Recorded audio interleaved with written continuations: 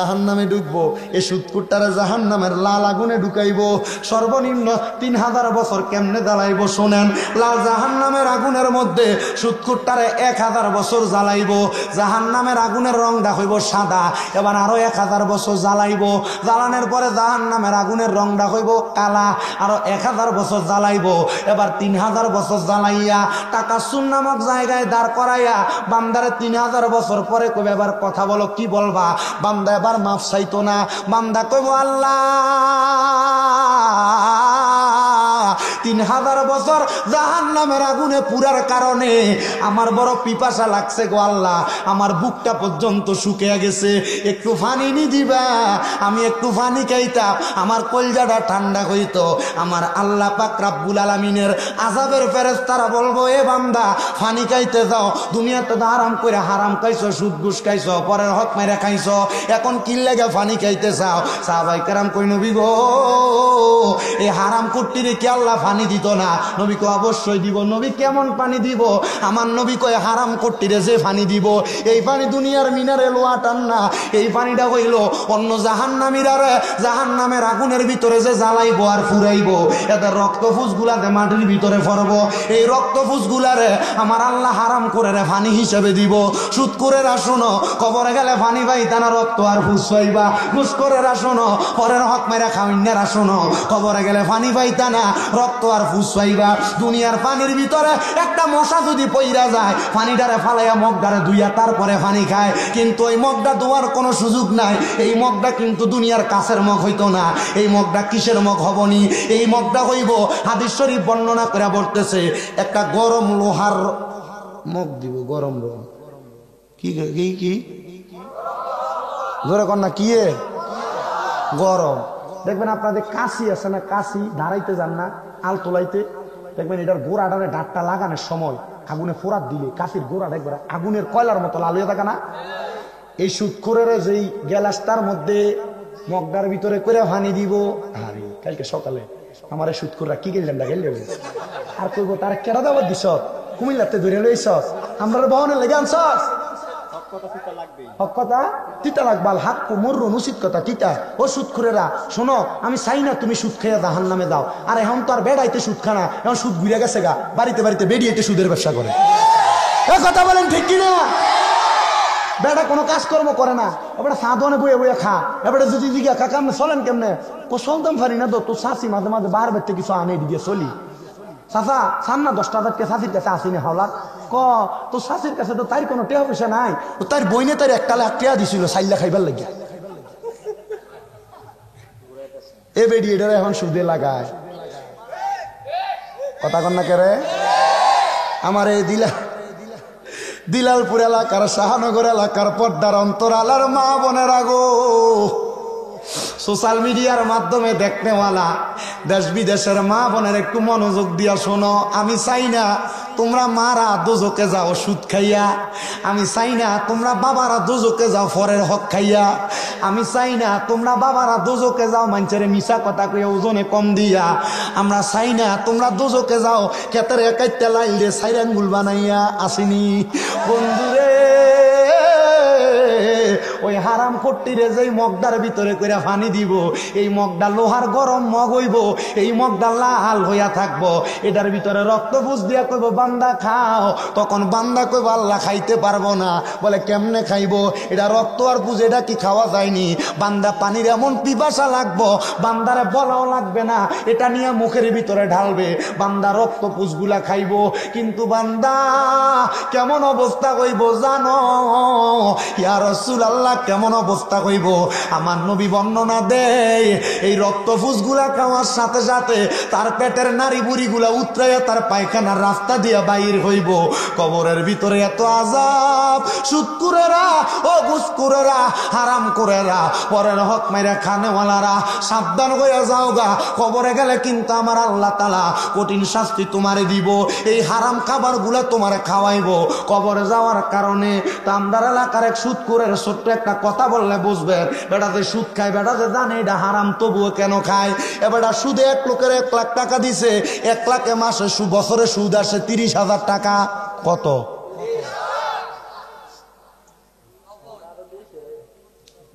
সর্বনিম্ন। ভাই সাহেব, আপনারা যদি কথাই কন তা আপনারা ওয়াজ করেন আল্লাহ। এবার জানে সুদ খাওয়া কি হারাম। আমার কাছে যে বেটা সুদের টাকা লইছে হ্যাঁ আইছিল, কাকা ইয়া আমি আমার জায়গাটা বেচে লাইতাম, আপনি যদি আমার কিছু টাকা দেন জায়গাটা বেচে লাইলে ইয়া এরপর আপনার টাকাটা দিয়ে দিতাম। বললাম কি রে কাকা? কাকা ইয়া সুদে যে টাকা লইয়া ব্যবসা বাণিজ্য করছি, সুদ করে টেহা দিতাম পারি না। আমি কইলাম তো কাকা হেতা আমার কাছে ফাই তো 1 লাখ, মানে এটা 5 বছরের সুদের টিয়া মিলতে মিলতে আমার কাছে ফাই 2.5 লাখ। কয়লা 1.5 লাখ 5 বছরের সুদ। আমি কইলাম তো কাকা তারা কইছে ঠিক আছে 2.5 লাখ নিস না, আমার তো 2 লাখ টিয়া নেই। আমার কিতা উত্তর দিছে জানেন? আমি কি কইছে? কতে আমার কইছে সুদ খানার কারণে কবরে যে আল্লাহ আমার ফিটবো, আমার কি একটা বাড়ি কমাই দিব? তাহলে আমি টিয়া নিতাম কম কি লেগে তোর থেকে। আমি চিন্তা করছে, আমি কইলাম আপনি তারা কিছু কইছেন না? কিতা কইতা? আমরা এলাকার চেয়ারম্যান আছিল, তো চেয়ারম্যানের কাছে এক ভেটি বিচার লইয়া গেছে। চেয়ারম্যান সাহেব এলো নিস্টেম এমনি আমরা এলাকা তমুক মইনা, আমরা এলাকার থেকে সুদের টিয়া নিছিল আমার থেকে 5 লাখ, এখন আমার টিয়া দেয় না। তো চেয়ারম্যানে বেটির উত্তর দিছে, শোনেন এই বেটার 5 লাখ দিচ্ছেন না? 5 লাখের সুদ মাসে বছরে কত? কজুর চেয়ারম্যান সাহেব 30,000 করে হিসাব করলে 3 5 15 1.5 লাখ টিয়া। কয় বছর হয়েছে দেয় না? হুজুর 3 মাসের কথা কয়ে নিয়া, এখন আমার 6 মাসের কথা কয়ে নিয়া 2 বছর হয়ে গেছে দেয় না। তাহলে তো আপনি ব্যবসার উদ্দেশ্য দিচ্ছেন, মানে লাভ হইব। তো ব্যবসার ভিতরে তো লাভ লস আসেই, এটা আপনার লস হয়েছে আর কি। চেয়ারম্যান সাহেব লাভ তো দেয় না, আসলে দেয় না। ব্যবসার ভিতরে তো মাঝে মাঝে লসটা লইয়া, মানে যেটা পুঁজি, ব্যবসাটার পুঁজিটা তো লইয়া আউন জানা লস হয়ে গেছে গা। কি বিচার হইছে? কথা কন না কে রে? কি বিচার হইছে? গভীর মনোযোগ দেন। যে তো উচিত বিচার হয়েছে আপনারাই বলছেন। এবার আপনারা বলেন, আল্লাহর কোরআন কয় সুদ খাওয়া হারাম। কি সুদ খাওয়া হারাম? কেউ যদি বলে আমি জানি না, এমন কোন সুদখোর নাই এটা হারাম জানে না, সে জানে তবুও জান না খায়। আল্লাহর নবী কয় কেউ যদি হারামদারে হারাম জান না খায় তাহলে এটা কুফরি। এই কুফরি যারা করে তারা ঠিকানা দোজখ। নবী গো আর কারা? আমার নবী কয় যারা চুরি করে এরা জানে চুরি করা হারাম, তবু এরা চুরি করে। এই চুরি করার কারণে এটা কুফরি। এমন কুফরি কেউ কইর না, কুফরি করলে তোমার ঠিকানা দোজখে যাবে। এবার ভাইরা বাবারা বন্ধুরা, যারা সুদ খায় এবং যারা সুদ দেয় তাদের ব্যাপারে একটা হাদিস শরীফ শোনেন।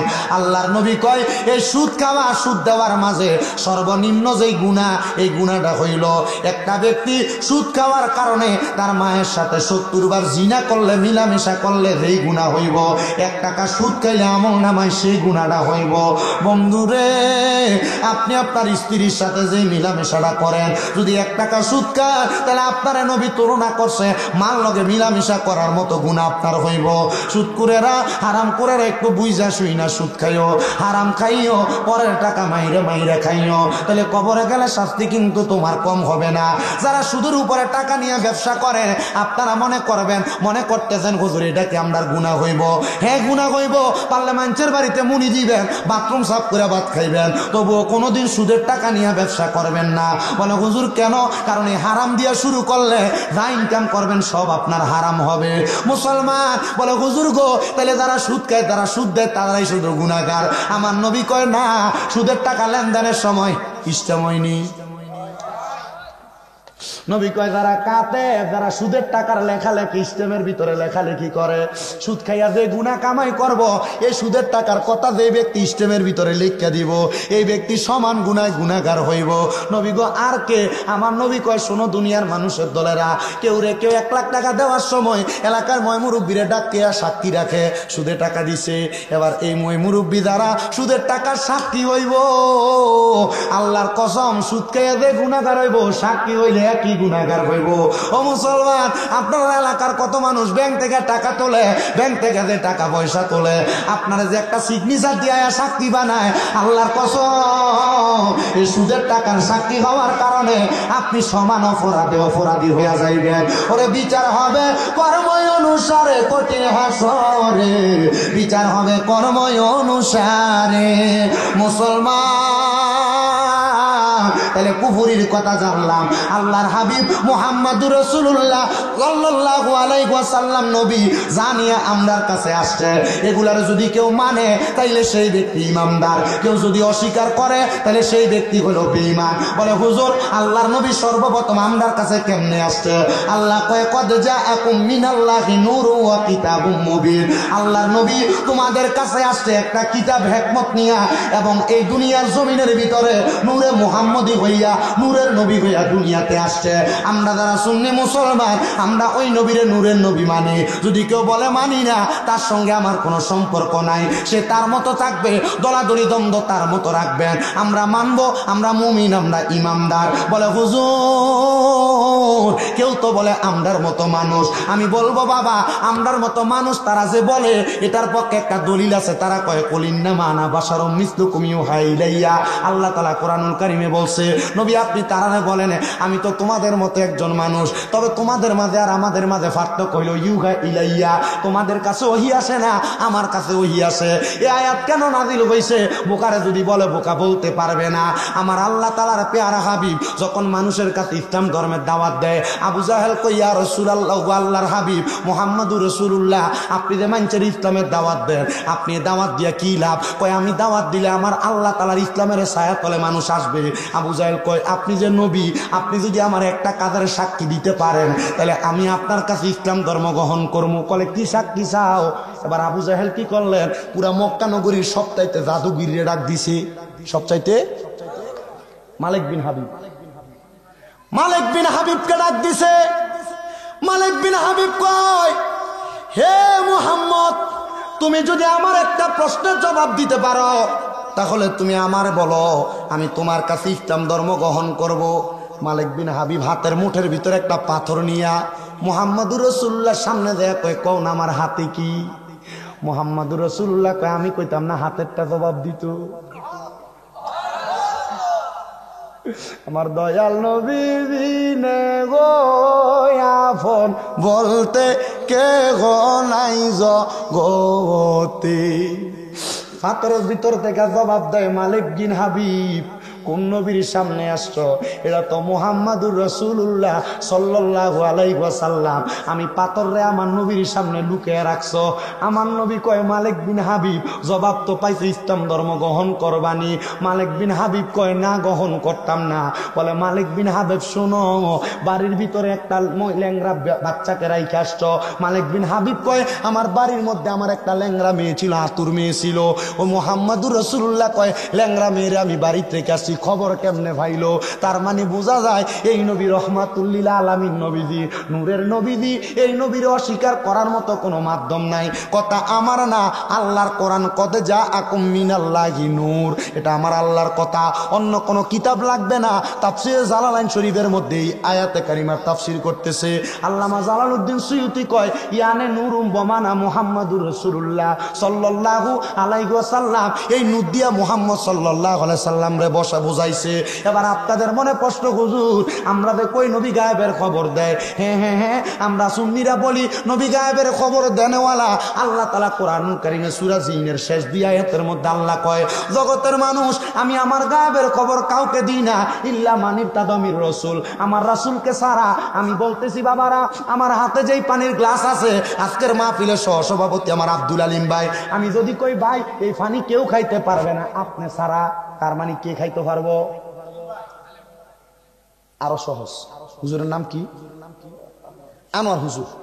আমি যদি বলি ও আনোয়ার হুজুর আমার হাতে যে পানিটা দেখেন, এই পানি কেউ খাইতে পারবে না আমনে ছাড়া, তাহলে পানি খাইব কি? আল্লাহ কয় আমি আমার গায়েবের খবর কেউ রে দিই না আমার রসুলকে ছাড়া। কোরআন শরীফ সূরা জিনের শেষ দুই আয়াত আল্লাহ কয় মানির তা ইল্লা মানির তাদমির রাসূল, আমি আমার রাসূলকে ছাড়া গায়েবের খবর কাউরে দেই না। তার মানে গায়েবের খবর দেয় আমার আল্লাহরে। আমরা কই না নবী নিজে গায়েব জানে, আল্লাহ নবীরে যা জানাই নবী আমার তাই গায়েব জানে। ওই কোরআনুল কারীম রে আমার আল্লাহ তাআলা নাজিল কইরা আল্লাহ যে বলছে আর রহমান আল্লামাল কোরআন, আমার আল্লাহ তাআলা এই রহমানের কোরআন শরীফ সব আমার নবীর সিনার ভিতরে দিয়া দিছে। তো কোরআনে এমন কোনো কথা নাই যে যেটা আমার নবী জানে না। কোরআনের ভিতরে আরশ কুরসি লৌহ কলম জান্নাত জাহান্নাম কোনো কিছুর কথা বাদ নাই। আমার আল্লাহ আমার নবীরে জানাইছে, আমার নবী ওই ক্ষেত্রে গায়েব জানি। এবার অনেকের মনে প্রশ্ন, হুজুর আমরা যে নবীরে হাজার নাজের বলি, আমরা নবী আমরার কাছে আসে, এটা কোন আকীদা আমরা জানতে বড় ইচ্ছা হয়। হুজুর নবী কেমনে আইয়ে? নবী তো আসতে পারে না।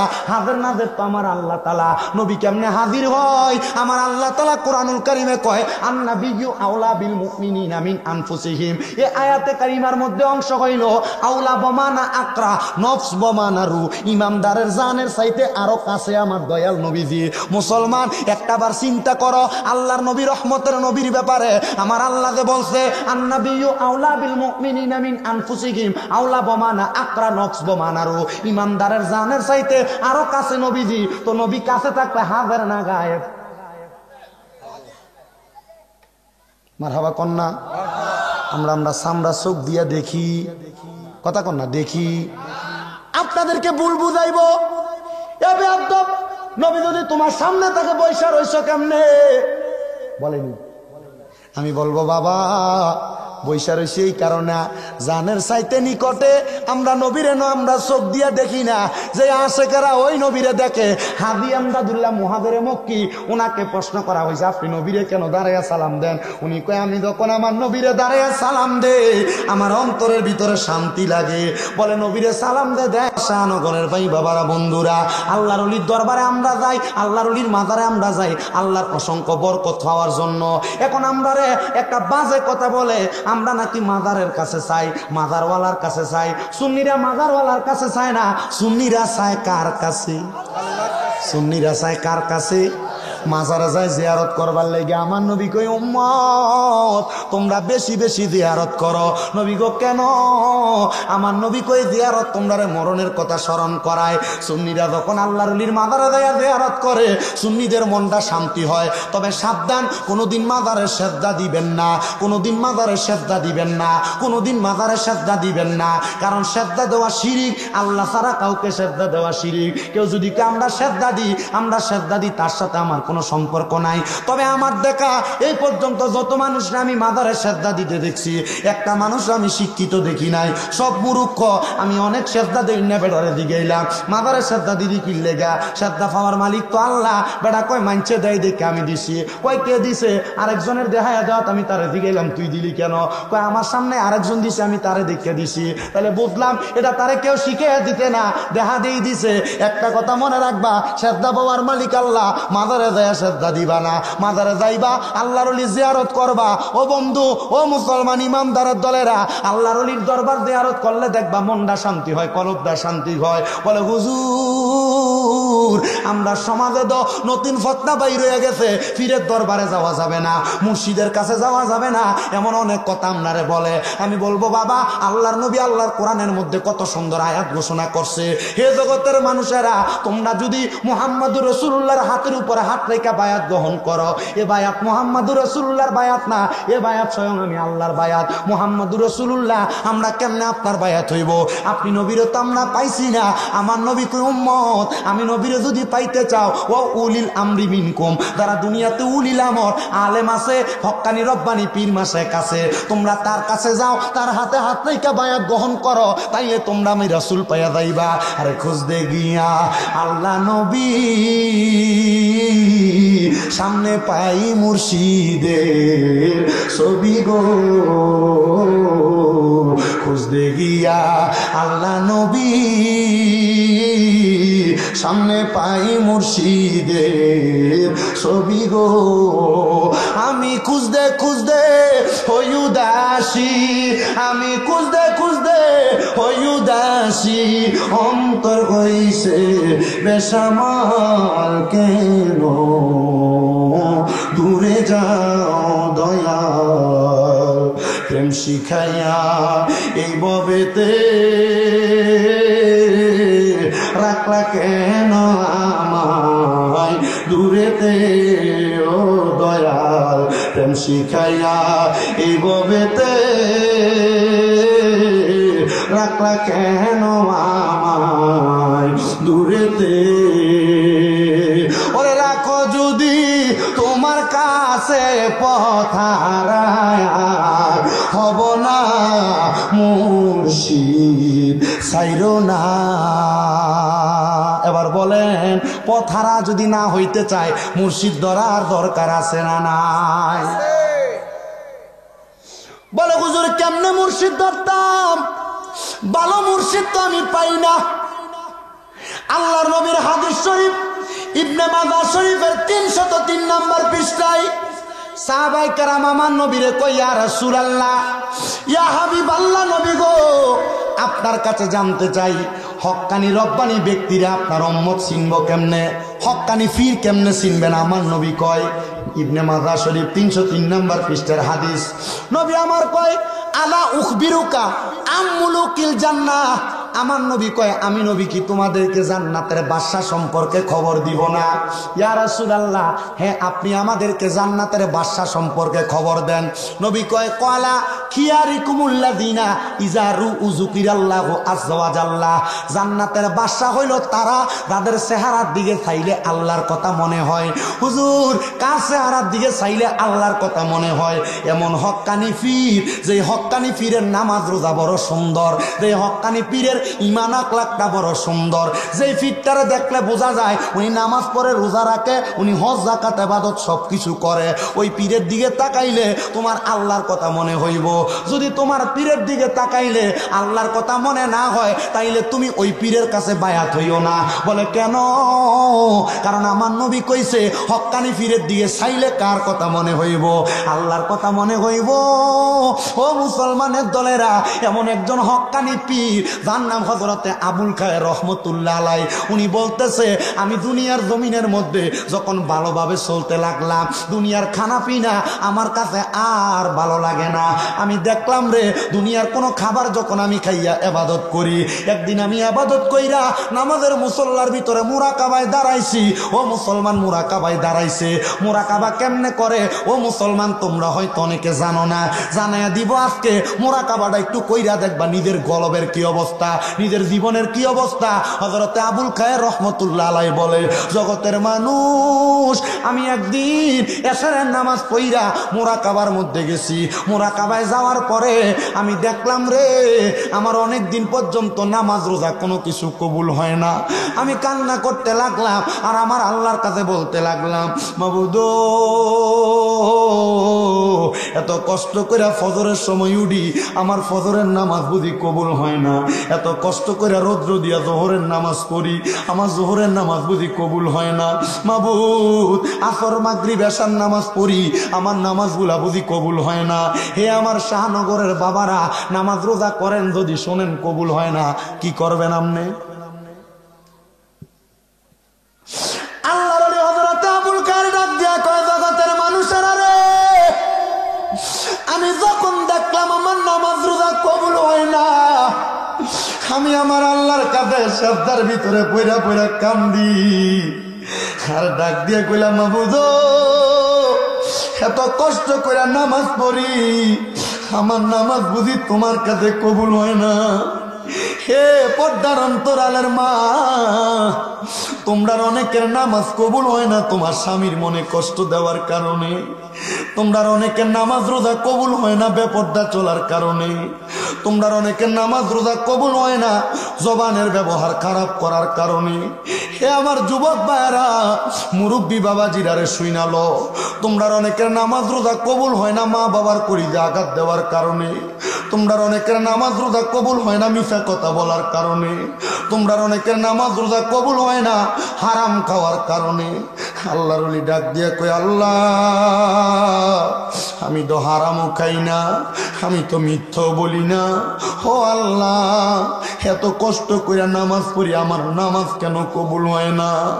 আমার আল্লাহ পক্ষ থেকে একটা গায়েবী আওয়াজ আসছে, রে আবুল খায়ের, হে আল্লাহর বান্দা, তুমি বলতেছো তুমি নামাজ পড়ো কিন্তু হালাল খাবার খাও। আবুল খায়ের জানো, তুমি যেই খাবার আজকে এতদিন পর্যন্ত খাইতেছো, এই খাবারগুলার মধ্যে অন্যের হক মিশ্রিত হওয়ার কারণে আজকে অনেক দিন পর্যন্ত তোমার ইবাদত আল্লাহর আল্লাহর কাছে কবুল হয় না।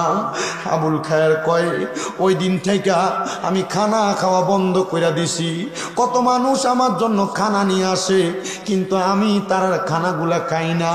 ও মুসলমান, এখানে সেখানে যত রকমের খানা দেখলে খাইয়া ফেলা যাবে না। বলে হুজুর কেন? কারণ এই খানার কারণে তোমার ইবাদত কবুল হবে না। ইবাদত কবুল হওয়ার মূল সত্য হলো হালাল খানা খাওয়া। এই জন সেই জন তোমার চা খাবায় তার চা খাও, এই জন সেই জন খানা খাওয়াও তার খানা খাও। আমরা হুজুররা সবচাইতে বিপদে, মানুষ দাওয়াত দিয়ে এই ঘর ওই ঘরে খাওয়ায়, হারামখোর দাওয়াত দেয়, সুদখোর ঘুষখোর দাওয়াত দেয়, পরের হক মাইরা খাওয়াই না দাওয়াত দেয়। আমরা মাঝে মাঝে চিন্তা করি আমরার পিছনে যে মানুষ নামাজ পড়ে, মানুষের নামাজটি জানি হয়নি। আরে মানুষের নামাজ পড়ার কথা, তারা নামাজ তো হইয়া যাইব, কিন্তু আমার নামাজটা জানি হয়নি। আমি কত মানুষকে বলি, ওয়াজ মাহফিলে বলি, আমরারে হারাম টাকা দিয়া খানা খাওয়াইও না। মুসলমান ইমানদার আবুল খায়েরকে আমি খানা বন্ধ করে দিলাম, কোনো মানুষের খানা খাই না। এবার আমি দেখতাছি আকাশ থেকে রিমঝিম রিমঝিম করে বৃষ্টি পড়তেছে। আমার কাছে আমার বলতে কিছু নাই, আমার কাছে আমার একটা সম্পদ ছিল, আমার নামাজের মুসল্লা। আমি আমার নামাজের মুসল্লাটা বৃষ্টির পানির মধ্যে ধুইলাম, ধোয়ার পরে বৃষ্টির পানিতে ভিজাইয়া বৃষ্টির পানি নামাজের মুসল্লার ভিতরে আটকাইলাম। যখন আমার ক্ষুধা লাগে বৃষ্টির পানি চাইপা চাইপা আমি আবুল খায়ের খাই, কিন্তু 5 দিন পরে আমার বৃষ্টির পানি আমার নামাজের মুসল্লা থেকে শুকিয়ে গেছে, আর বৃষ্টি হয় না। আমি বড় হতাশাগ্রস্ত, আমি নামাজ পড়ি, আল্লাহর কাছে কান্দি, ও আল্লাহ, এখন তো আর পরের হকও খাই না, আমার নামাজ কি তুমি কবুল করো? হঠাৎ করে আমি ঘুমের ঘরে দেখলাম আমার ঘরের মধ্যে নুরানি চেহারাওয়ালা একটা ব্যক্তি হাজির হয়ে গেছে। জিগাইলাম কে আপনি? উনি ডাক দিয়া কয় আমার নাম হলো বেলায়েতের সম্রাট হযরতে আলী রাদিয়াল্লাহু তাআলা আনহু। কেমনে গো আপনি আমার ঘরে আসলেন? উনি কয় আমি একা আসি না, আমার পেছনে তাকায় দেখো কে। বলে কে? বলে উনি হইল মুহাম্মদুর রাসূলুল্লাহ সাল্লাল্লাহু আলাইহি ওয়াসাল্লাম। ওই নবী কেন আমার ঘরে আসছে? বলে ওই নবী কেন আসছে পরে জানবা। ওনার ডাইনে তাকাও, বলে ওনার ডাইনে দেখা যায় আবু বকর সিদ্দিককে। ওনার বামে তাকাও, বলে ওনার বামে হযরত ওমর রাদিয়াল্লাহু তাআলা আনহুরে দেখা যায়। ওনার পেছনে তাকাও, ওনার পেছনে হযরত ওসমান জিন নুরাইন রাদিয়াল্লাহু তাআলা আনহুরে দেখা যায়। এবার ওই পাগলা ডাক দিয়া কয় আমি যখন ঘরের মধ্যে কান্না করতে করতে ঘুমায় গেলাম, আমি দেখলাম আমার ঘরে আইসা হযরতে মৌলা আলী আমারে ডাকতাছে। আমি ঘুম থেকে জায়গা গেলাম আর জিজ্ঞাসা করলাম কেন গো আমারে ডাকেন? বলে রহমতের নবী তোমার ঘরে আসছে, ওঠো ওঠো ওঠো, রহমতের নবীর ডাকে সাড়া দাও। এবার রহমতের নবীর ডাকে সাড়া দিয়া হযরতে আবুল খায়ের আল্লাহর বান্দা ডাক দিয়া কই ইয়া রাসূলুল্লাহ, ইয়া হাবিবাল্লাহ, নবী গো, ও মায়ার নবী, আজকে অনেক দিন পর্যন্ত আমি নিজে খানা খাই না, কি দিয়ে আপনারা মেহমানদারি করব? কান্না করতে করতে ঘুমিয়ে গেছি, মেঘের পানি খাইয়া আমি আমার সময় কাটাইছি, বৃষ্টির পানি খাইয়া। ও নবী গো, আপনারা মেহমানদারি করার মতো আমার কাছে কিছু নাই, স্বপ্ন দেখতাছে পাগলা। পাগলা কই ইয়া রাসূলুল্লাহ কি দিয়া মেহমানদারি করব? আমার নবী কয় পাগল, ইবাদত কবুল করানোর জন্য পরের হক খাও নাই, মানুষের ঘরে খাও নাই, বৃষ্টির পানি খাইয়া সময় কাটাইছ, ক্ষুধার্ত থাকতে থাকতে ক্ষুধার জ্বালায় নামাজের মুসল্লায় ঘুমায় গেছ। আমার নবীজি আস্তিন মুবারক তাইকা আবুল খায়ের একটা রুটি বাহির করে দিছে, নে আবুল খায়ের এই রুটিটা খাও, তোমার পেটের ক্ষুধা নিবারণ করো। হযরত আবুল খায়ের কয় ঘুমের ঘরে স্বপনে রহমতের নবীর হাত থেকে পাওয়া রুটিটা আমি অর্ধেক খাইলাম, খাওয়ার পর দেখলাম আমার নবী আমার ঘর থেকে চলে গেছে। আর হঠাৎ করে আমার ঘুমটা ভাঙ্গা গেছে। ঘুমটা ভাঙ্গার পরে আমি হঠাৎ করে জাগ্রত হইয়া বুঝতে পারলাম এটা আমার স্বপ্নে ছিল, কিন্তু আমি আমার ডান হাতে তাকিয়ে দেখি অর্ধেক রুটি আমার হাতে রইয়া গেছে। তার মানে নূরের নবীর স্বপ্ন দেখা নবী যেই রুটিটা তার হাতের ভিতরে দিছে, এটা স্বপ্নে যদিও দেখা তাকে রহমতের নবী নিজে তার হাতে রুটি দিছে।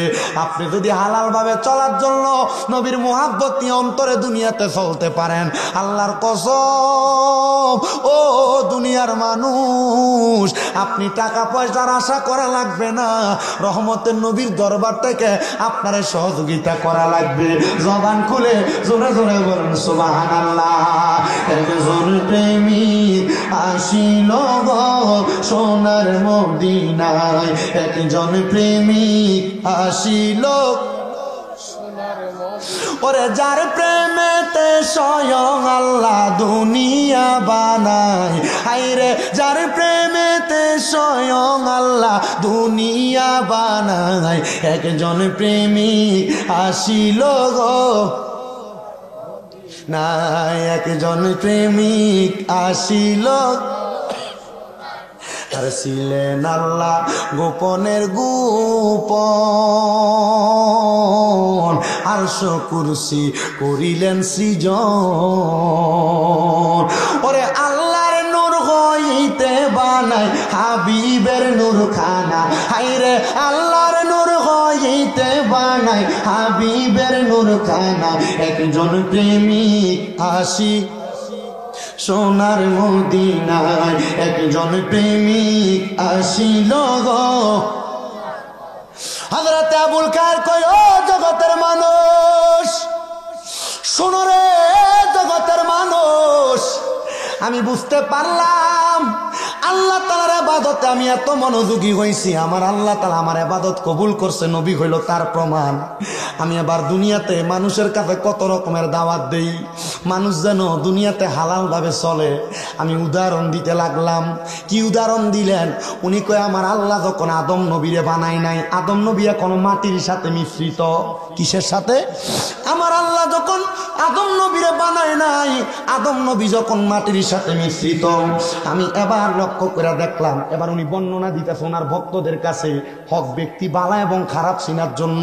আদম নবীরে আমার আল্লাহ বানানোর আগে আমার আল্লাহ তাআলা কিন্তু দুনিয়ার জমিনে আদম নবীরে পাঠানোর অনেক আগে ফেরেশতা নাজিল করছিল। কি ফেরেশতা নাজিল করছে? ওই ফেরেশতা নাজিল করার পরে আদম আলাইহিস সালাতু ওয়াস সালামের দেহটারে মাটির খামির দিয়া বানায় রাখছে। আমার আল্লাহ তাআলা এই টাইমে ফেরেশতারে সামনে ডাকলো, ফেরেশতারে সামনে আসো, তাকায়া দেখো আমার সামনে আমি আল্লাহর একটা খলিফা আছে, আমি আল্লাহ তাআলা ওনারে দুনিয়ার জমিনের মধ্যে প্রেরণ করব। আমার আল্লাহ তাআলা জগতের মধ্যে আদম নবীরে প্রেরণ করব। আদম নবীর কাছে যখন ফেরেশতারা আসছে, ওই ফেরেশতার মধ্যে একদল লানতপ্রাপ্ত ফেরেশতা ছিল, যারা হইল শয়তানে পরিণত হয়ে গেছে। কিসে? শয়তানে পরিণত হয়ে গেছে। ওই শয়তান আদম নবীরে দেইখা শয়তান মনে মনে চিন্তা করে, কিরে আমার আল্লাহ তাআলা, আমি শয়তান আদমরে সেজদা না করার কারণে আমার শয়তান বানিয়ে দিছে, এই আদমরে আমার আল্লাহ আল্লাহর বন্ধু বানিয়ে ফাটাইবো। শয়তান রাগান্বিত হইয়া আদম নবীর গায়ের উপরে একটু থুতু নিক্ষেপ করছে। নাউযুবিল্লাহ কম। শয়তান কি করছে? আদম নবীর মাটিওয়ালা যে দেহটা বানিয়ে রাখছে, দেহের উপরে থুতু নিক্ষেপ করছে। ওই থুতুটা বাতাসের সাথে লইরা আদম নবীর নাভি মুবারকের মধ্যে যায় পড়ছে। আমার আল্লাহ ডাক দিয়া কয়, জিব্রাইল, এই শয়তান এমনিই তো অভিশপ্ত, শয়তান তো দুনিয়ার জমিনে অভিশপ্ত। শয়তান দেখছো কি কাম করছে? হিংসা কইরা আমার বন্ধুর গায়ের উপরে শয়তান থুতু নিক্ষেপ করছে। আমার আল্লাহ তাআলা হযরতে জিব্রাইল রে বলে, রে জিব্রাইল, আদম নবীর নাভি মুবারক তাইকা তুমি একটু মাটি নাও, মাটিটা নিয়া এই মাটিটা দিয়া তুমি কুকুর বানাও। কি বানাও? কুকুর কোন মাটি দিয়া বানাইছে? আদম আলাইহিস সালাতু ওয়াস সালামের নাভি মুবারক তাইকা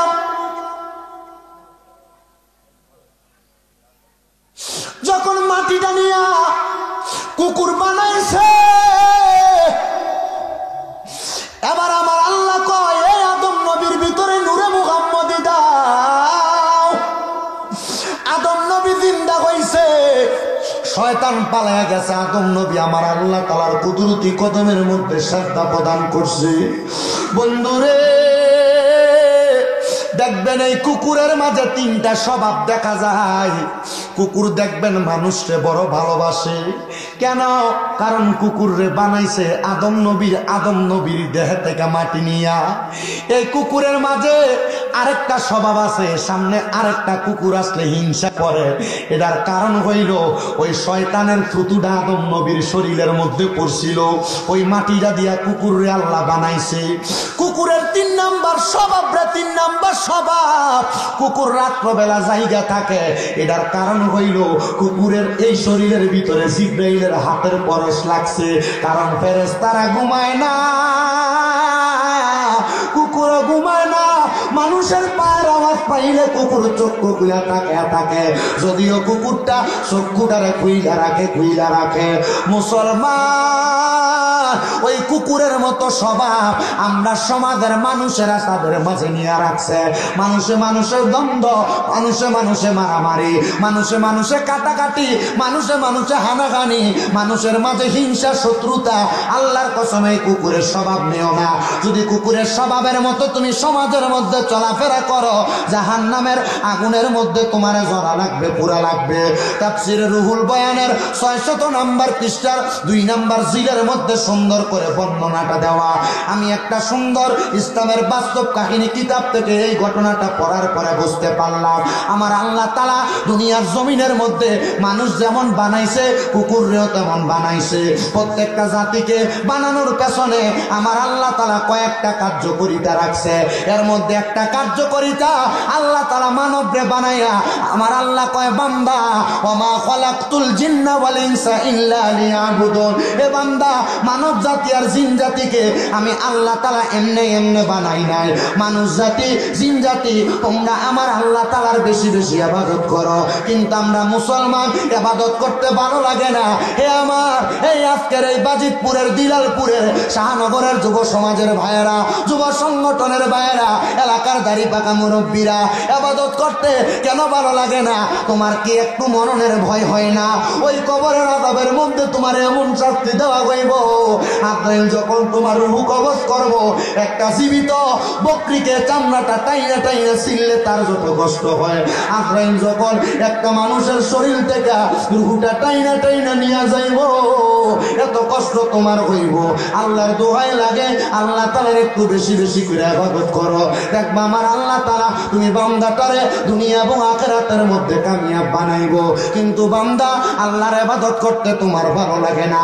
নামাজের মধ্যে দাঁড়াইলে তোমার নামাজের মধ্যে অস্বস্তি লাগে, নামাজের মধ্যে দাঁড়াইলে নামাজের মধ্যে তোমার মনোযোগ আসে না। পর্দার অন্তরালের অনেক মা বোনেরা, অনেক যুবকেরা মাঝে ফোন করে, হুজুর গো, নামাজের মধ্যে যখন দাঁড়াই, আমি নামাজের মধ্যে দাঁড়াইলে আমার হঠাৎ করে দুনিয়ার কর্মকাণ্ডের কথা আমার মাথায় চলে আসে। এ যুবক, মরার কথা কি তোমার স্মরণ হয় না? একটা কথা মনে রাখো, রোম দেশের একজন যুবক দুনিয়ার জমিনে চলাফেরা করা অবস্থায় সে ব্যক্তির একটা কাজ ছিল, রোম এলাকার মধ্যে গুইরা নেশা করতো। নেশা করতে ওই যুবকটা একদিন মাতাল অবস্থায় রোমের একটা মসজিদের দরজার মধ্যে লম্বা হইয়া শুয়ে রয়েছে। যুবকের কাম কি ছিল? কথা কন না, নেশা খাওয়া। আমরা এলাকাত নাই? বাবা ইয়াবা, ফেন্সিডেল, গাঞ্জা খা। আমার কাছে মাঝে বিচার দেয়, বাবা খা বেশি, বাবা হোক। আমার কাছে একদিন মাঝে মানছে বিচার দেয়, হুজুর ফুটে বলে বাবা খা। আমারও তো কোনোদিন খাইলো না। আমি কে চাচা, এই বাবা, হে বাবা না, এই কথা কয় না। মুসলমান ইমানদার, নেশা যারা করো শুই না, আল্লাহর নবী কয়, নেশা করার সময় তার ঈমান থাকে না, তার ঈমান তার কাছ থেকে চইলা যায়। হে আমার এ বাজিতপুরের যুবক, হে আমার বাজিতপুরের মুরব্বী বাবারা, যারা নেশা করো, পারলে দাও, তোমার হাত আমার সামনে দাও, পাও আমার সামনে দাও। আমি তোমার পায়ে দইরা বলি, নেশার দিকে তুমি তোমার কদম বাড়াইও না।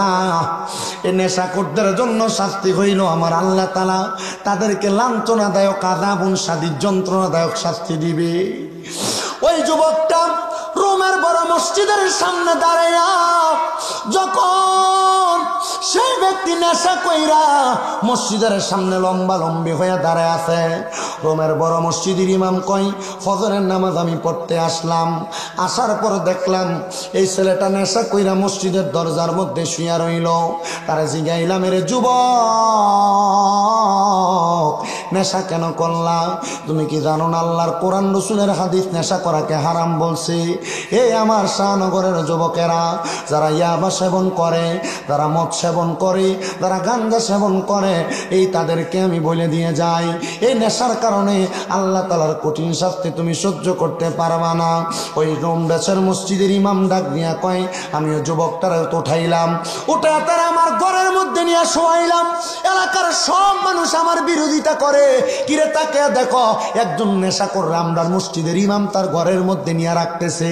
কারণ কি?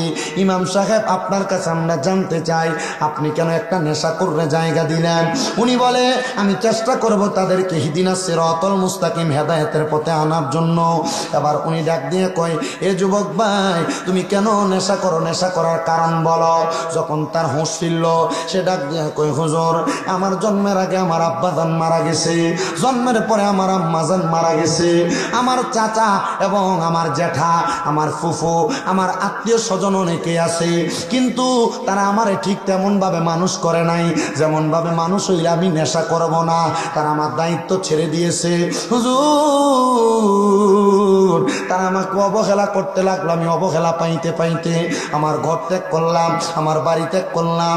এবার রাস্তা নিয়ে যখন হাঁটি, আমার বন্ধু বান্ধবের সঙ্গে চলাফেরা করি, তারা আমার মদের বাটিখানায় নিয়ে আমার মদ পান করায়। দেখবেন এই এলাকার মধ্যে যারা যারা সিগারেট খায়, তারা একবার জিগাইলাম, তুমি কেন সিগারেট খাও? দেখবেন আপনার উত্তর, একদিন আমার এক বন্ধু কইছিল, একটা টান দেশ না কি হইব, এই একটা টান দেশ না কি হইব কইয়া যে ধরাইছে, আবার প্রত্যেক দিন ওই খায়। আমরা মনে ওয়াজ বসতেছেন না? এলাকায় যারা যারা সিগারেট খায়, শিখেন তুই সিগারেট খানা কার কাছে শিখছ?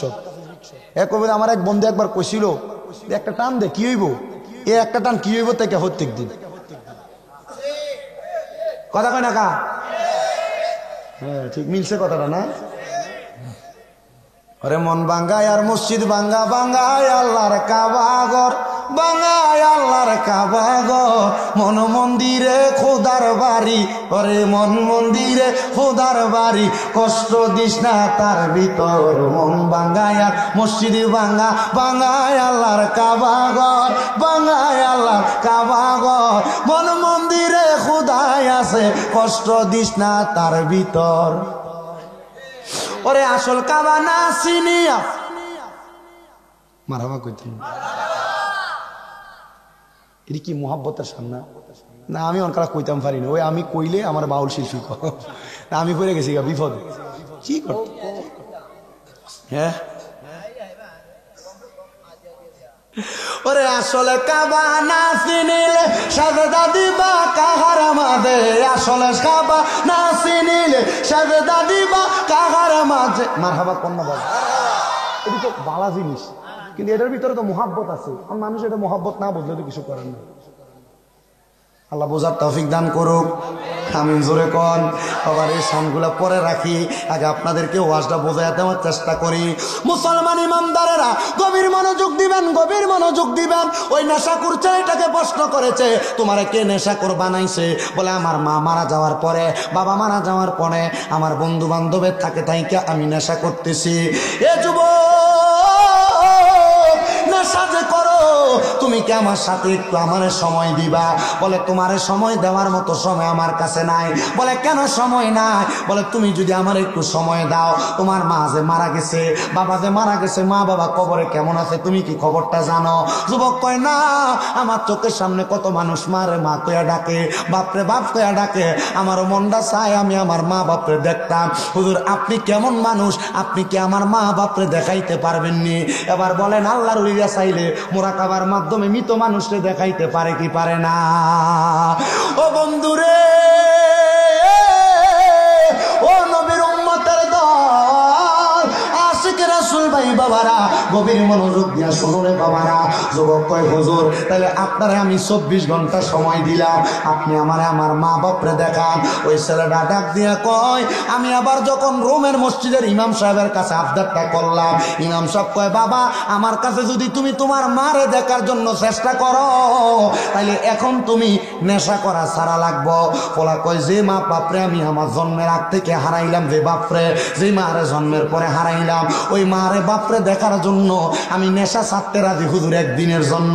কয় ঠিক আছে, একদিনের জন্য আমার কাছে আমি তোমার কদমে হাতটা রাইখা বলি এই ডিসেম্বর মাসের 19 এবং 20 তারিখ 21 তারিখ দাওয়াত ইসলামীর উদ্যোগে ঢাকাতে আসিয়ান সিটি মারহাবা কন্যা ঢাকা আসিয়ান সিটিতে এই ডিসেম্বর মাসের 19 তারিখ 20 তারিখ 21 তারিখ বৃহস্পতি শুক্র এবং শনিবার দাওয়াত ইসলামের উদ্যোগে সুন্নি একটা ইজতেমা হইব ঢাকা আসিয়ান সিটি হজ ক্যাম্পের পাশে। একটা দিন, দুইটা দিন, তিনটা দিনের লাগে ওই ইজতেমাটার মধ্যে যাইবা। বলে হুজুর কি লাগা? সেখানে গেলে তুমি তোমার জীবনের পরিবর্তন বুঝবা। গান বাজনা বহুত করছো, অসুবিধা নাই, 3টা দিনের লেগে যাইবা। নাচ বাজনা অসুখ করেছো, 3টা দিনের লেগে যাইবা। তোমাদের করিমগঞ্জ থেকে নাকি বাস ছাড়বো, কিশোরগঞ্জ থেকে বাস ছাড়বো, মাংনা লইয়া যাইব, একটু যাইবা। বলে হুজুর কেন? কারণটা কি? এখানে গেলে নবীর প্রেম শিখবা, নামাজ শিখবা, রোজা শিখবা। যুবক কয় মা বাপরে দেখার লাগে একদিন আমি নষ্ট করতে পারি। এটা নষ্ট না, নষ্ট না, এটা হইলো আমার আল্লাহর দেওয়ার জন্য একটা নির্দিষ্ট সময়। যুবকটা কয় ওই দিন আমি আর নেশা করলাম না। ফজরের নামাজের সময় আমি হুজুরের কাছে আইলাম, আমার ফজর পড়াইছে, জোহর পড়াইছে, কিন্তু কোনো কিছু কয় না। আসর পড়াইছে, কোনো কিছু কয় না। মাগরিব পড়াইছে, কোনো কিছু কয় না। এশা পড়াইছে, কোনো কিছু কয় না। এশার নামাজটা পড়াইয়া হুজুর আমার হাতে নিয়া হাঁটতে হাঁটতে পাহাড়ের গুহার দিকে যাইতেছে। আমি কই কি রে, সারাদিন তো কিছু বললো না, এখন কেন পাহাড়ের গুহার মধ্যে নিয়ে যায়? বুঝতে পারলাম মনে হয় এই জায়গায় মনে কোনো ঘটনা আছে। আল্লাহর ওলি ডাক দিয়া কই আমি বড় চিন্তায় পড়ে গেলাম। আবেগের বশত তো বললাম তারে আমি তার মা বাপরে দেখাইমু। এবার আমি চিন্তা করতে লাগলাম কেমনে আমি তার মা বাপরে দেখামু। মা বাপ তো মইরা গেছে গা। ও মুসলমান, মাঝে মাঝে মা বাপরে স্বপ্ন দেখো। কিল্লেগে স্বপ্ন দেখো, একবার তো চিন্তা করো না। যদি দেখো মা স্বপ্নে দেখা দিছে, বাপ স্বপ্নে দেখা দিছে, দাদা স্বপ্নে দেখা দিছে, দাদি স্বপ্নে দেখা দিছে, বুঝবা তারা কবরের মধ্যে বড় বিপদে আছে। এর লেগে তোমরারে দেখা দেয়, তুমি তার লেগে দোয়া করবা বিদায়। এজন্য দেখবেন আমরা সমাজের মানুষ স্বপ্ন দেখলে মারে বাপরে দাদারে দাদিরে এরা মিলাদ করায়, দোয়া করায়। এটার উদ্দেশ্য হইল তারার জন্য দোয়া করব, এজন্য স্বপ্ন দেখায়। মুসলমান কষ্ট হয়নি আপনারা? আর আল্লাহর ওলি কয় আমি তারে নিয়ে যাইতে লাগলাম ওই পাহাড়ের গুহার মধ্যে। গুহার মধ্যে যাইয়া আমি নামাজের নিয়ত করলাম 2 রাকাত। কয় রাকাত? 2 রাকাত নামাজের নিয়ত করলাম। 2 রাকাত নামাজের নিয়ত কইরা আল্লাহু আকবার কইয়া দাঁড়াইলাম। আল্লাহু আকবার কইয়া দাঁড়ানোর সাথে সাথে আমি নামাজের মধ্যে কেরাত করতে লাগলাম। সূরা ফাতিহা পড়লাম। সূরা ফাতিহার সাথে বড় একটা সূরা পড়লাম। ওই যুবক আমার সাথে নামাজ পড়ে। আমি সূরা ফাতিহা পড়া প্রথম রাকাত শেষ করলাম। দ্বিতীয় রাকাত পড়লাম, সূরা ফাতিহা পড়লাম। ফাতিহার পরে 3 বার সূরা ইখলাস পড়লাম। আমি আবার দ্বিতীয় রাকাত পড়লাম, শেষ করলাম। সালামটা ফিরাইয়া আমি সিজদা দিলাম। আমি সিজদা থেকে মাথা উঠাই না। ওই যুবকটা বলতেছে আমি দেখলাম উনি আর সিজদা থেকে মাথা উঠায় না। কিরে কেন মাথা উঠায় না? না উঠানোর কারণটা কি? বলে মাথা না উঠানোর কারণ হইল উনি এখন আর মাথা উঠায় না। আল্লাহর ওলি গো কেন আপনি মাথা উঠান না? আল্লাহর ওলিকে আমি চিন্তা করতে লাগলাম, তার লগে যে ওয়াদা করলাম তার মা বাপরে দেখাইমু, এখন তো আমি আর তার মা বাপরে দেখাইতে পারতেছি না। হঠাৎ করে সিজদার মধ্যে যাওয়ার পর আমার মাথায় একটা বুদ্ধি আইয়া পড়ছে। আল্লাহর ওলি বলে বুদ্ধিটা হইল আল্লাহর কোরআনের একটা আয়াত। কি বুদ্ধিটা হইল? আল্লাহর কোরআনের একটা আয়াত। ওই আয়াতটা হইল ওয়া মিনাল লাইলি ফাতাহাজ্জাদ বিহি নাফিলাতাল লাকা আসা আইয়াবাসাকা রাব্বুকা মাকামাম মাহমুদা। জবান করে ধরে পড়েন আল্লাহু আকবার। এই আয়াতটা মনে হইছে, আমি আয়াতটা মনে কইরা আমি এবার ওই যুবককে বললাম যুবক তাহাজ্জুদের নামাজ পড়ো। যুবক কই হুজুর আল্লাহর দোহাই কোনোদিন তো নামাজ হই পড়ছি না, তাহাজ্জুদ পড়াম কেমনে? আল্লাহর ওলি একটা ডাক দিয়া কয় যুবক আমি প্রথম যেমনে 2 রাকাত নামাজ পড়ছি তাহাজ্জুদ পড়ে এমনে। উনি কই আমি তাহাজ্জুদ নামাজটা তারে পড়াইছি। মা বোনেরা মনে যুদ্ধ যারার ফেডে সন্তান আসে না, সংসারে বরকত হয় না, কামাই রুজির মধ্যে বরকত হয় না, তাহাজ্জুদের নামাজ পড়বা দেখবা ফেডে সন্তান আইব, তোমার স্বামীর কামাই রুজির বরকত হইব, রোগ বালা মুসিবত দূর হইব। মা গো মা ওই তাহাজ্জুদ নামাজটা এমনে পড়ে সূরা ফাতিহা প্রথম রাকাতে লগে একটা সূরা মিলাইবা, দ্বিতীয় রাকাতে সূরা ফাতিহা, দ্বিতীয় রাকাতে সূরা ফাতিহার লগে 3 বার সূরা ইখলাস কইরা 2 রাকাত, এমন ভাবে 4 রাকাত, এমন ভাবে 8 রাকাত, এমন ভাবে 12 রাকাত, যত বেশি পড়তে পারো দেখবা তাহাজ্জুদের বরকতে আল্লাহ সব দিব। বলে হুজুর কেমনে? মা আয়েশা সিদ্দিকা হাদিস বর্ণনা করে, যখন এই আয়াত নাযিল হইছে, আয়াতের মানে হইল নবী আপনি রাতের কিছু অংশে তাহাজ্জুদের নামাজ পড়েন, অতি সত্বর আপনারে মাকামে মাহমুদ প্রশংসার দরজা দেওয়া হবে। আম্মা জান আয়েশা ডাক দিয়া কই, জগতের মানুষ, আমি তাহাজ্জুদের নামাজটা যখন পড়তে দেখলাম আমার নবীরে, আমি দেখছি আমার নবী লম্বা লম্বা সেজদা দিতেছে। নবীজি কোনোদিন এত লম্বা লম্বা সেজদা দিছে না।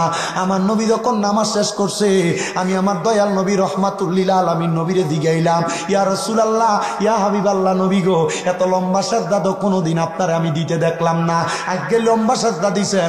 আমার নবী মা আয়েশার দিকে যখন তাকাইছে, মা আয়েশা একটা ডাক দিয়া কয়, জগতের মানুষ, আমি তাকায়া দেখলাম আমার নবীজির চোখ মুবারক গুলা ফুইলা গেছে। কারণটা হইল আমার নবীজি কান্না করতে সেজদার ভিতরে যাইয়া। মা আয়েশা ডাক দিয়া কয়, নবী গো, ও দয়াল নবী গো, আমার আল্লাহ না আপনারা জান্নাতের মালিক বানাইছে নবী গো, আপনি কেন নামাজের সেজদার ভিতরে যাইয়া কান্দেন? আমার নবী কয়, আয়েশা, ও আয়েশা, আমার আল্লাহ কইছে আমি নবী যদি তাহাজ্জুদের নামাজ পড়ি আমারে মাকামে মাহমুদ দিব। আমি আল্লাহর কাছে কান্তাছি, আল্লাহ আমার উম্মত তো আমি নবীরে ভালোবাসে, আমার উম্মত যদি তাহাজ্জুদের নামাজ পড়ি আপনি আমার উম্মত রে কি দিবেন? আম্মা জান আয়েশা কয়, নবী গো, আমার আল্লাহ আপনারে কি বলছে? নবী কয়, আয়েশা, আমার আল্লাহ খবর দিছে আমার উম্মত যদি তাহাজ্জুদের নামাজ পড়ে আমার আল্লাহর কাছে যা চাইব আমার আল্লাহ তা দিব।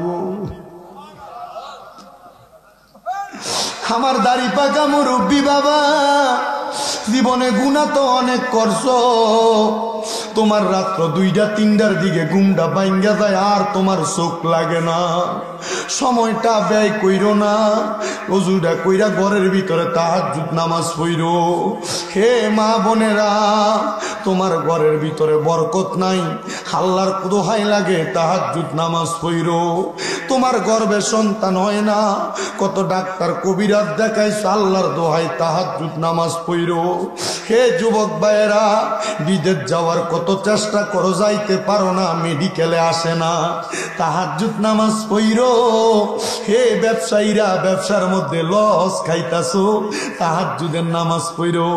এ চাকরিওয়ালারা, চাকরি করে টাকাতে বরকত পায় না, তাহাজ্জুদের নামাজ পড়ো।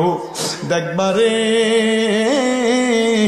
আমার আল্লাহর গোপন ভান্ডারের কত ধন সম্পদ আমার আল্লাহ তাআলা অবাক ভাবে তোমার দিয়া দিছে, কিন্তু এখানে তো অনেক মানুষ আছে 5 ওয়াক্ত নামাজ ওই পড়ে না, তাহাজ্জুদের নামাজ কেমনে পড়বো?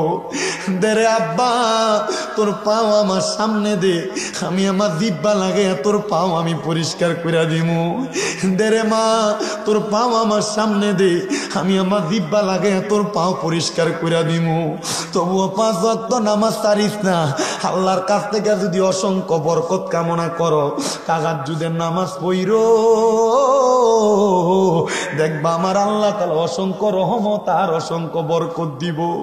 ওই ছেলে ডাক দিয়া কয়, আমি তাহাজ্জুদের নামাজ পড়া সেজদার ভিতরে যায়া যায়া কান্তাছি, আমি সেজদার ভিতরে যায়া দেখি আমি সেজদা অবস্থায় আমার ঘরটার ভিতরে কোন জায়গা থেকে জানি একটা নূরের আলো ঝলঝলাইতাছে।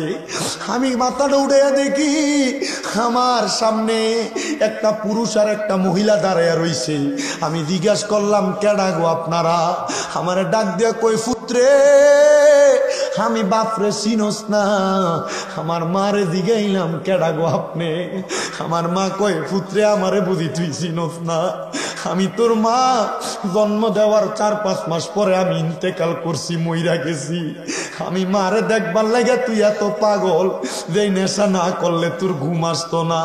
আজকে আমি মারে দেখবার লাগে তুই নেশা চাইরা ভিতরাইয়া তাহাজ্জুদ নামাজ পড়া পড়া কান্দস। বাপ ডাক দিয়া কই, পুত্রে আমি আব্বারে চিনো না? আমি আব্বারে দেখবার লাগে তাহাজ্জুদের মুসল্লার ভিতরে কান্দস। এ ফুত আমি হইলাম তোর মা বাবা। কি গো মা, কি গো আব্বা, আপনারা কি কবরে ভালো আছেননি? আমি জানি দুনিয়াতে সন্তান অন্যায় করলে আল্লাহ তাআলা মা বাপের কবরের ভিতরে আযাব দেয়। মা আমি তো নেশা করছি, আমি তো মদ খাইছি, আমার কবরের ভিতরে, আপনার কবরের ভিতরে আল্লাহ আযাব দিছিনি? মা বাপ ডাক দিয়া কই পুত্রে, আমার আল্লাহ তাআলা আজকে ফজর পর্যন্ত আমরার কবরের ভিতরে আযাব দিছিল। তুই ফুত যখন আমরা মা বাপরে দেখবার লাগা নিয়ত করছো, আমার আল্লাহ তাআলা আমরার কবরের আযাবটা মাফ কইরা দিছে। আমার আল্লাহ শুধু কবরের আযাব মাফ করছে না, আমরা মা বাপরে জান্নাতের ভিতরে ঢুকিয়ে দিছে।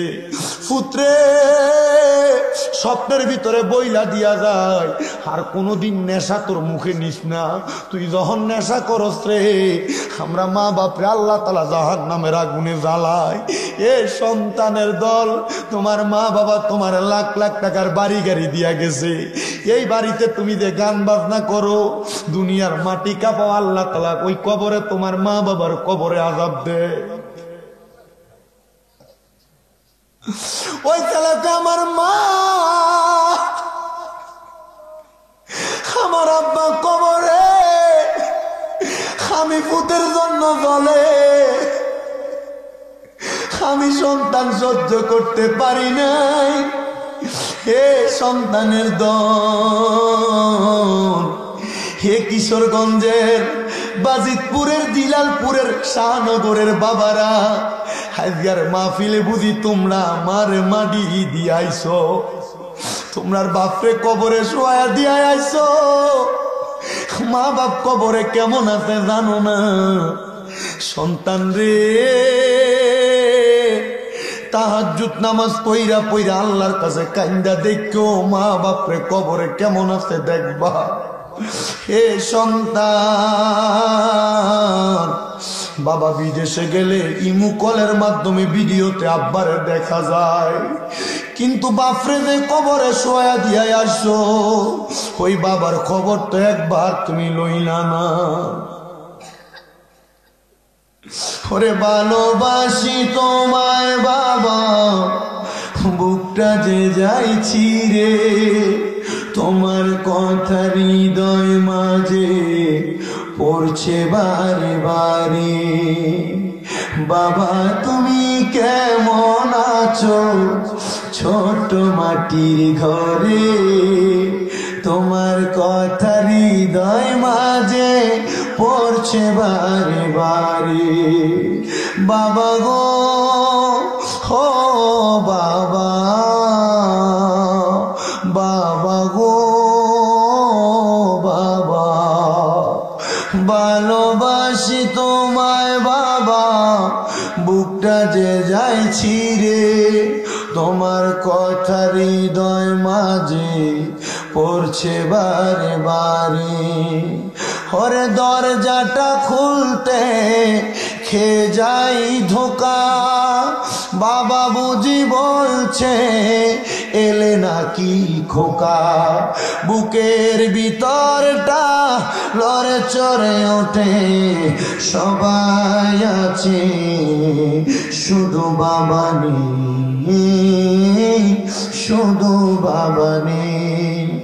এ শাহনগরের যুবক, এ শাহনগরের মুরব্বী বাবা, এ শাহনগরের পর্দার অন্তরালের মা বোনেরা, তোমরা বুঝি বাবা কবরে, চোখের সামনে বয়স্ক কত মুরব্বীরা ঘুরে, মনে কইরা দেখো আব্বার কাছ থেকে 2 টাকা পাখিওয়ালা নোটটা নিয়ে তুমি ফুটে স্কুলে যাইতা, কিন্তু তোমার সামনে কত ময় মুরব্বীরা ঘুরে, কিন্তু তোমার আব্বা কবরে আব্বারে 100 টাকা হাত খরচের লাগা দিতে পারো না।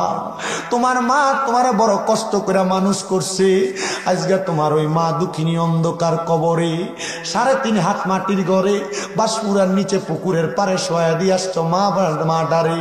ওই মার খবর তো একবার লইলা না, মা জননী কবরে কেমন আছে? ওই মা ঘরে 3 টুকরা মাছ রানলে, আব্বা দুপুরে মাছের টুকরাটা খাইতো, তুমি তোমারটা খাইতা, মা মায়ের মাছের টুকরা রাইখা দিত, আমার ফুতে রাত্রবেলা মজা করে বাতরা খাইবো। ওই মা খাইতো না, জলটা দিয়া বাতরা খাইতো।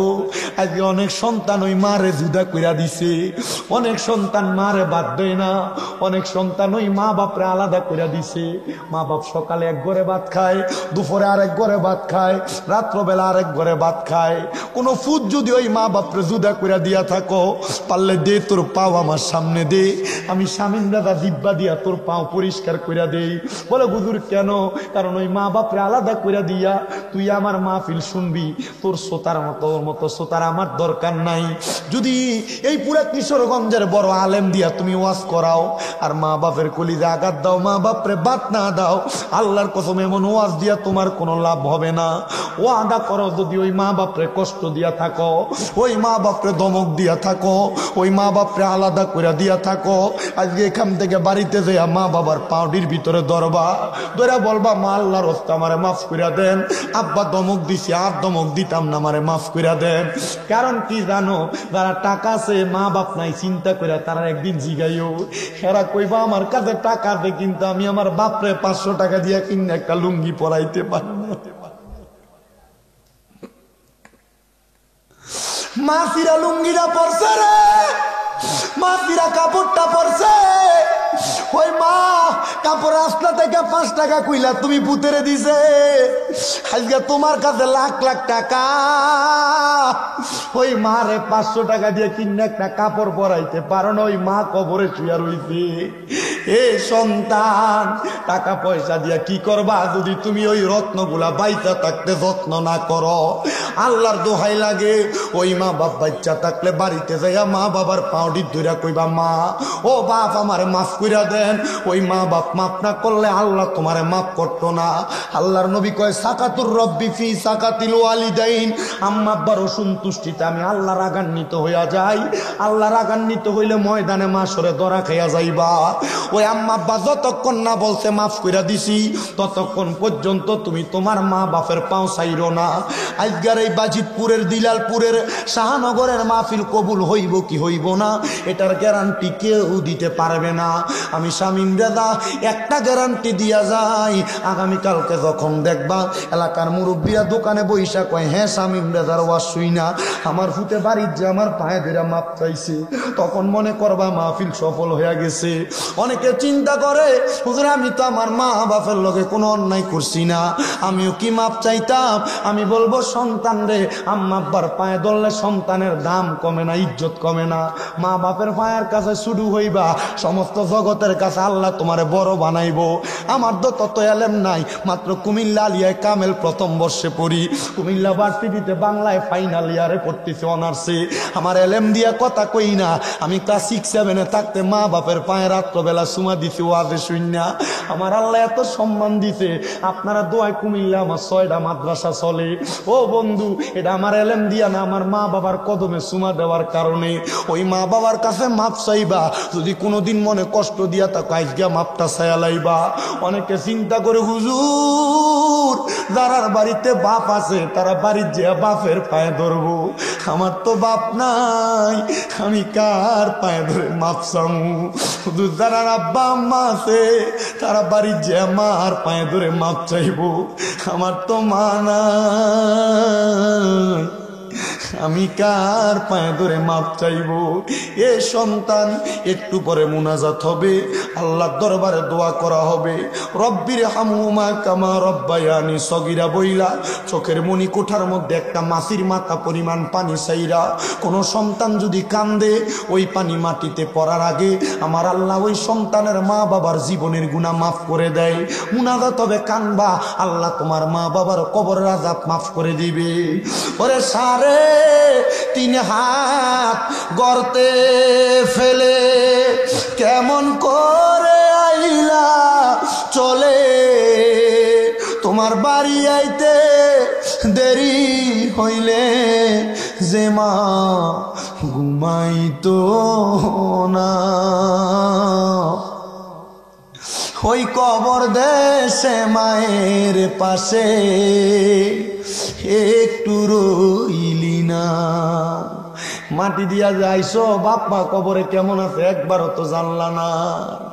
কেমন আছেন বাবা মনি, কেমন আছেন মা জননী, একবারও তো খবর লইলেন ওই মা বাবারে কষ্ট দিয়া দুনিয়াতে দিন কাটাইয়া শান্তি তুমি কখনো পাইবা না রে। কবর দেশের খবর লইলি না। এই শাহনগরের যুবক ভাইরা, দুনিয়াতে নামাজ পড়বা, রোজা রাখবা, হজ যাকাত দান সদকা, পীরের কাছে যাইবা, মুর্শিদের কাছে যাইবা, সব করবা, আগে নিজের ঘর মা বাপটারে ঠিক রাখবা। আল্লাহ যেন ওই মা বাবার মোহাব্বত আম্মা আব্বার জন্য খাস করে দোয়া করার তৌফিক আমনারে দেয়। আর আল্লাহ যেন রহমতের নবীর উসিলায় আমরার আম্মা আব্বার কবরটারে জান্নাতের বাগান বানায়। আসলেন নবী এই দরাতে রহমত বরকত নিয়ে, আসেন সবাই সালাম দেই ওই নবীর তাজিমে ইয়া নবী।